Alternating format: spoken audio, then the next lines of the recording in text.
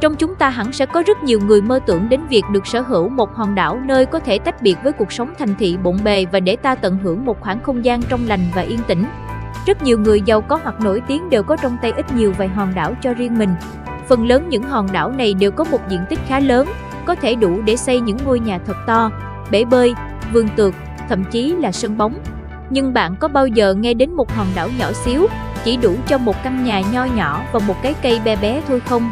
Đó cũng là lý do hòn đảo tí hon này được mang tên Just Room Enough, chỉ một phòng là đủ, nằm tại Alexandria Bay, New York, Mỹ. Hôm nay, các bạn hãy cùng mình tìm hiểu và khám phá những điều thú vị tại hòn đảo nhỏ bé này nhé. Đừng quên nhấn nút đăng ký kênh để tiếp tục theo dõi các video hấp dẫn khác của kênh Nhất Thế Giới nhé.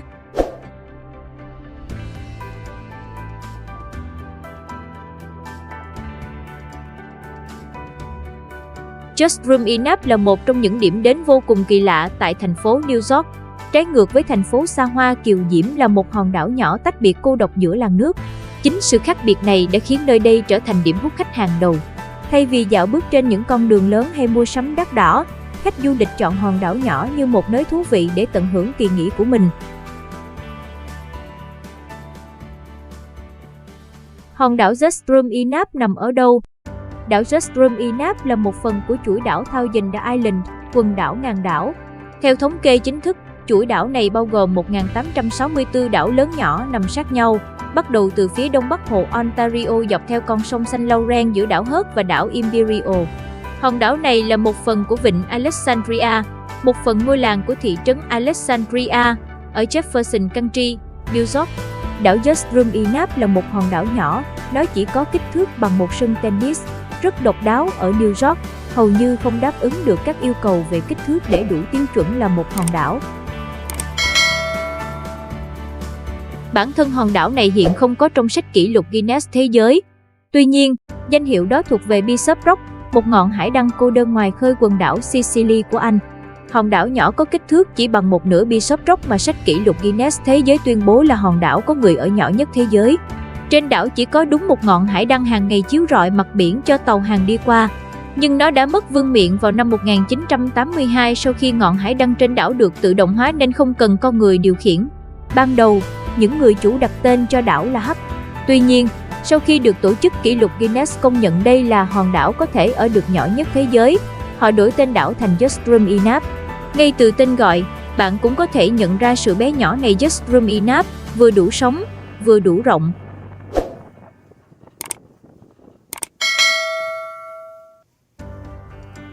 Có ai sống ở đảo Just Room Enough không?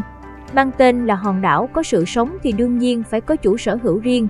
Một gia đình được cho là vẫn còn sống trên hòn đảo này. Mục đích của họ là có một nơi yên tĩnh để tách biệt với cuộc sống thường nhật. Tuy nhiên, tiếng tăm của hòn đảo này lan đi xa hơn tưởng tượng. Càng có nhiều tàu du lịch và những người xem háo hức đến xem, biến nơi đây thành điểm du lịch hot khiến cho mục đích của họ khó thực hiện được. Nơi này thuộc sở hữu của gia đình giàu có Silent. Vào những năm 1950, gia tộc này đã mua lại hòn đảo để biến thành nơi nghỉ dưỡng riêng tư cho cả gia đình mỗi dịp nghỉ lễ. Trên hòn đảo khoảng 300 m², gia đình Silent đã dựng lên những bức tường ngay gần mép nước để tạo thành một ngôi nhà ấm cúng chiếm hơn một nửa diện tích. Cạnh ngôi nhà, vừa đủ chỗ để trồng một cái cây và thêm một băng ghế gỗ phía trước cửa. Có thể nói đối với những ai yêu thích sự yên tĩnh và tách biệt, Just Room Enough chính là một nơi không thể hoàn hảo hơn. Năm 2010, phóng viên Andrea Sachs của tờ The Washington Post đã miêu tả về sự nhỏ bé của Just Room Enough bằng câu nói chỉ một sơ sẩy nhỏ và bạn sẽ ngay lập tức được xuống nước và hòa mình với thiên nhiên trong xanh. Hòn đảo này được chủ nhân của nó lấp kín bằng một ngôi nhà và hai băng ghế dài ở khoảng sân trước của nhà.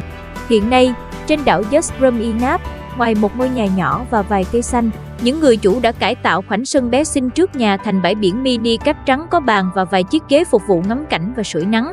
Du khách cần lưu ý đảo Just Room Enough là tài sản riêng nên bạn có thể nhìn nhưng không được chạm vào.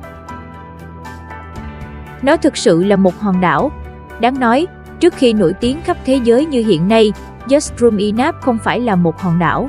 Bản thân nó lớn như một sân tennis với kích thước thực tế là 3.300 feet vuông, khoảng 306 m². Gia đình Silent ban đầu dự định đây là một nơi nghỉ ngơi yên tĩnh, xa xôi. thì ý tưởng về một hòn đảo với những tòa nhà trải dài đến tận rìa đất bắt đầu thu hút khách du lịch từ khắp nơi trên thế giới. Đáng tiếc là đây lại là một nơi sở hữu tư nhân và vì sự đặc biệt của nó đã thu hút rất nhiều khách du lịch hiếu kỳ đến ngắm nghía. Hòn đảo này đã không còn giữ được sự riêng tư như ý định ban đầu. Được biết để được công nhận là một hòn đảo trong chuỗi đảo này cần phải hội đủ 3 điều kiện.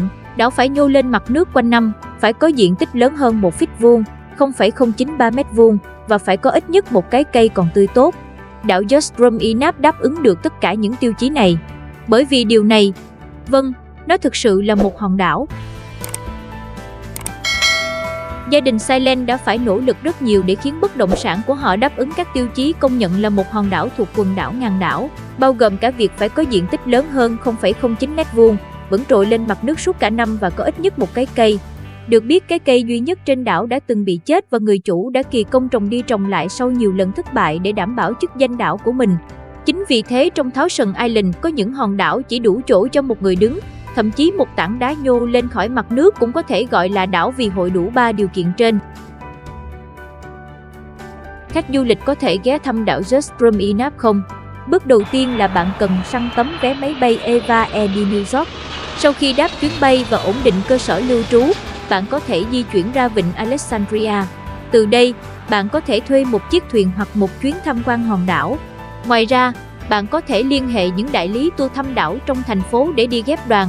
Song, bạn chỉ có thể thăm đảo bằng cách đi ngang qua nó mà không thể đặt chân lên. Tại sao lại thế? Vì nó chỉ đủ lớn cho ngôi nhà và cái cây. Nếu bạn bước sai một chút, bạn sẽ bị rơi xuống nước.